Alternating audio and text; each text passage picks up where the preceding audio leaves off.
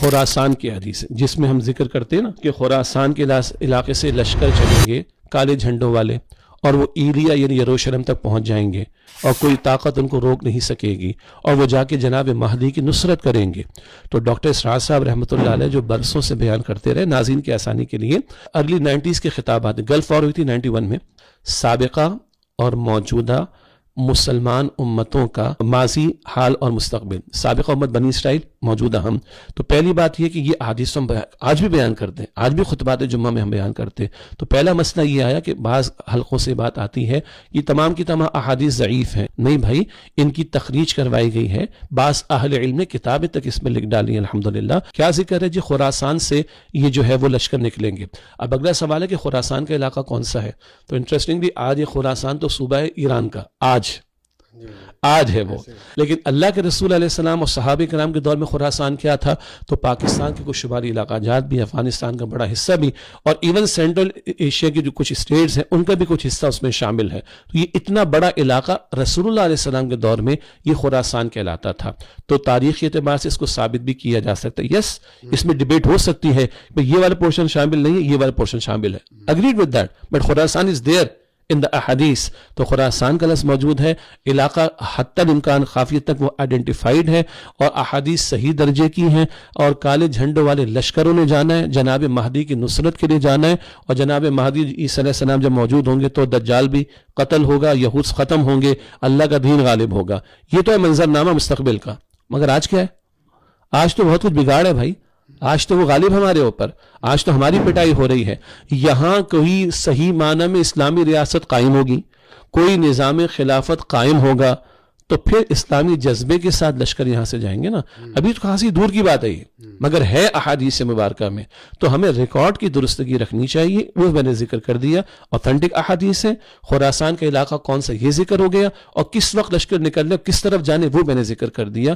بعض لوگوں نے ان احادیث کے حوالے سے یہ بھی ڈیبیٹ کر دی، بھائی نہیں یہ تو خارجی لوگ کھڑے ہو گئے ہمارے، یہ ہو گیا وہ ہو گیا۔ بابا ان احادیث میں پاکستان کی طرف آنے کا ذکر نہیں ہے، ان احادیث میں وہ ایریا یروشلم جانے کا ذکر ہے۔ تو اس طرح ان چیزوں کو اپنے مقام پر رکھنا چاہیے، اور کوئی ری ایکشن میں آ کے ان احادیث کی انٹرپریٹیشن نہیں کرنی چاہیے۔ بلکہ اس حوالے سے ڈاکٹر صاحب کو بھی ایک کلک اور وائرل ہوا تھا افغانستان والے اس پہ، جب انہوں نے افغان طالبان کے حوالے سے شاید کوئی کہا تھا کہ میں اگر وہ آئے تو میں ان کے گھوڑوں پہ بیٹھ کے شاید آؤں گا، یا ایسا کچھ کر کے، جس کو کہا جاتا ہے کہ شاید بعد میں انہوں نے اس کو بدل لیا تھا یا واپس لے لیا تھا، یا کوئی بدلنے کی بات نہیں۔ دیکھیے اب بات ہے نا کہ اگر دیکھیں یہ بیان آپ کو یاد آ گیا؟ میں بالکل سب یاد، میں آج اس وقت تنظیم کا امیر ہوں بھائی، جی ٹھیک ہے۔ اور یہ ڈاکٹر صاحب سے آگے بڑھ کر جو ہمارے پچھلے امیر تھے عاقب صحیح صاحب، ان کا بھی بیان ہے، اس کو آسانی سے سمجھ لیتے ہیں۔ یعنی اگر میں پازیٹیولی چیزوں کو دیکھنا چاہوں گا تو مجھے چیزیں پازیٹیو نظر آئیں گی، اور اللہ ہمیں معاف کرے کہ اگر ہم نیگیٹو کچھ نکالنا چاہیں گے تو پھر میں نیگیٹو ہی نکالوں گا اس سے۔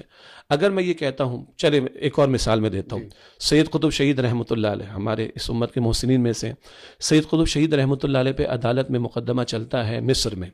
تو پہلا سوال آپ کو بھی علم میں ہوگا، پہلا سوال یہ بھی آتا ہے مولانا مودودی سے کیا تعلق ہے؟ بڑا خوبصورت جواب دیا انہوں نے، کہ میں اللہ کا بندہ ہوں، اللہ کا بندہ ہے، وہ میں اللہ کے دین کے لیے بات کر رہا ہوں، کام کر رہا ہوں، وہ بھی کام کر رہا ہے، وہ پاکستان میں کام کر رہا ہے، میں مصر میں کام کر رہا ہوں، یہ ہمارا ریلیشن، اللہ یہ وسیع القلب بھی ہمیں عطا فرمائے۔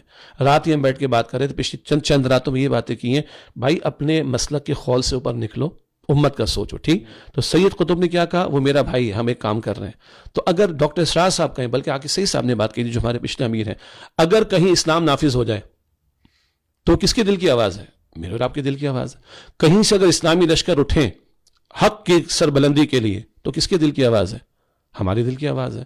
تو اگر ہم یہ کہیں بھائی افغانستان میں اسلام نافذ ہو جائے تو بھائی ہمارے بھائی ہیں، ہونا چاہیے۔ کوئی کہے پاکستان میں اسلامی نظام نافذ ہو جائے، پاکستان ہمارا، اسلامی نظام نافذ ہونا چاہیے۔ تو اگر ادھر بھی ہو تو ہم کہیں ہمارے دل کی آواز ہے۔ دنیا میں کسی خطے میں اسلام نافذ ہو جائے، کس کے دل کی آواز ہے؟ ہمارے دل کی آواز۔ وہاں سے کوئی تحریک اٹھے، وہاں سے کوئی بات اٹھے، بھائی وہ ہماری تحریک ہے، وہ ہماری بات ہے۔ جیسے سید قطب کیا کہہ رہے ہیں، وہ پاکستان میں کام کر رہا ہے، میں مصر میں کام کر رہا ہوں، کام دونوں کا ایک ہی ہے. اس انداز سے لے تو میں سمجھتا ہوں کہ یہ انٹرپریٹیشن بڑی سادہ سی ہے اور بڑی پازیٹیو ہے اور ہم کو اسی طرح لینا چاہیے. ایسی ہے، لیکن یہ ساری بشارتیں اور مستقبل کی منظرنامہ تو ایک جانب، لیکن جو اس وقت کی افغانستان کی صورتحال ہے اس میں تو ایسا نظر نہیں آتا کہ وہ دشمن ممالک کے ہاتھ میں بہت سے لوگ کھیل رہے ہیں اور پاکستان کے لیے اور مملکت اسلامیہ پاکستان کے لیے نقصان کا باعث بن رہے ہیں. ہم نے اس پر اپنا موقف بھی قائم کیا ہے اور اس کو ہم نے پبلش بھی کیا، ماضی میں بھی دوبارہ ہم نے پبلش کیا اس کو. اور ہماری اصولی بات کیا ہے، ناراضگیاں ہیں، ٹھیک ٹھاک ہیں. ماضی کی بڑی ناراضگیاں، ماضی کی ہماری بڑی غلط پالیسیز بھی ہیں. بھائی 57,000 پروازیں اڑانے کی اجازت کس نے دی تھی؟ ہم نے دی تھی. 15 لاکھ شہید ہوئے کس کی سرزمین کو استعمال کر کے؟ ہماری سرزمین کو. تو یہ نفرتیں تو رہی ہیں نا ہماری ان کے ساتھ یا ان کے ہمارے ساتھ. تو بہت سی غلطیاں ہیں اور بہت سارے مسائل رہے ہمارے ہاں. اس سب کے باوجود جب طالبان افغانستان کو فرسٹ ٹائم اقتدار ملا تھا ملا عمر رحمۃ اللہ علیہ کے دور میں، وہ فرسٹ ٹائم تھا کہ ہماری وہ مغربی سرحد جو تھی وہ محفوظ ہو گئی تھی. اس کے بعد پھر 9/11 کا واقعہ، یہ ساری چیزیں جو سامنے آتی ہیں. تو ہم یہ عرض کرتے ہیں کہ ہماری ماضی کی بہت ساری غلطیاں ہیں، اس کا ہمیں اعتراف کرنا چاہیے. اور ان کی بھی کچھ غلطیاں ہیں. اگر آج وہ بھارت سے پینگے بڑھا رہے ہیں تو ہم سمجھتے ہیں بالکل غلط بات ہے، قطعاً غلط بات ہے. اور اگر کوئی اور ممالک کی طرف دیکھ رہے ہیں مسلمانوں کے مقابلے میں، اگر خدا نہ خواستہ، تو بالکل غلط بات ہے. پھر ہم کہتے ہیں کیا کرو؟ پھر ہم کہتے ہیں کہ بھائی اسلامی برادری کے رشتے کو مقدم رکھا جائے. انما المؤمنون اخوہ. اچھا کچھ لوگ کہیں گے ہاں مولانا صاحب واز بڑا اچھا ہے آپ کا. تو بھائی ہمیں واز کرنا ہی آتا ہے، سیدھی سی بات یہ ہے. اور ہم اپنی اصل کی بنیاد پر ہی بات کریں گے. یہ ناراضگیاں رہی ہیں اور ہیں، اور ابھی بہت ساری باتوں کو ہم ڈفرینشیٹ نہیں کر پاتے. ٹی ٹی پی کا نام چلتا ہے ہمارے ہاں. میں کراچی رہتا ہوں کہ ٹی ٹی پی والوں نے ایک بھتے کی پرچی، کراچی میں آپ نے سنا ہوگا، وہ بھتے کی پرچی بھی چلتی تھی اور ٹی ٹی پی کا نام چلتا تھا. کچھ بھی ہوتا تھا ٹی ٹی پی کا نام چلتا تھا. تو ٹی ٹی پی جو بھی ہے ان کی غلط باتیں ہیں، مگر ہر جگہ ٹی ٹی پی کو آگے کھڑا کر دیا. اب ہوا کہ ہر جگہ طالبان افغانستان کو لاگے کھڑا کر دیا وغیرہ وغیرہ. ڈفرینشیٹ کرنے کی ضرورت ہے، ہو از ہو. لیکن بھارت یہ اس قدر پیچیدہ ہو گئے معاملات کے ڈفرینشیٹ کرنا اتنا آسان نہیں. تو پھر ہمارا مشورہ کیا ہے؟ ہمارا مشورہ ہے کہ دونوں ملکوں کو اسلامی برادری کے رشتے کی بنیاد پر بات کرنی چاہیے، اور دونوں کے لیے اسی میں خیر ہے کہ ان کی سرحدیں محفوظ رہیں، اور دونوں کے لیے خیر اسی میں ہے کہ دونوں ممالک پہ امن کا معاملہ رہے. اگر کوئی شرپسند قسم کے لوگ ہیں، وہ سی آئی کے بھی پروردہ ہوں گے، وہ موساد کے بھی پروردہ ہوں گے، وہ را کے بھی ایجنٹ ہوں گے، اور ہیں وہ کبھی نہیں چاہیں گے کہ ہمارے ممالک جو ہیں وہ سیٹل رہے. ان کو بھی پتا ہے کہ خراسان بننا ہے، ان کو بھی پتا ہے کہ جذبات پوری دنیا میں ادھر ہے، ان کو بھی پتا ہے کہ یہ کبھی مغلوب نہیں رہے افغانستان والے. یہاں سے برطانیہ بھی گیا، رشیا بھی گیا، امریکہ بھی گیا، ان کو پتا ہے. اور ان کو پتا ہے کہ دنیا میں اگر اسلامی جذبات کہیں بحران ہیں، خاص طور پر عوام میں، تو وہ پاکستان کے اندر ہے. یہ ظالم، یہ دین دشمن کبھی نہیں چاہیں گے کہ ہم مل کر رہیں.